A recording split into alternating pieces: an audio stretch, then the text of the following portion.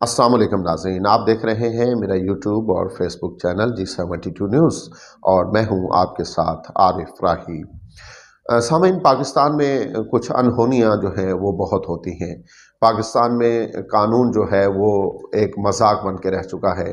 कानून की कदर बिल्कुल भी नहीं है पाकिस्तान में। ये हमें तब पता चला जब शाह महमूद कुरैशी वाइस चेयरमैन पाकिस्तान तहरीक इंसाफ, जिनको अडयाला जेल से रिहा किया गया, और उसी वक्त उन पर 12 मुकदमात ज़ाहिर कर दिए गए। जी हाँ, पंजाब पुलिस के 7 SHOs जो थे उन्हें गिरफ़्तार करने के लिए अडयाला के बाहर मौजूद थे।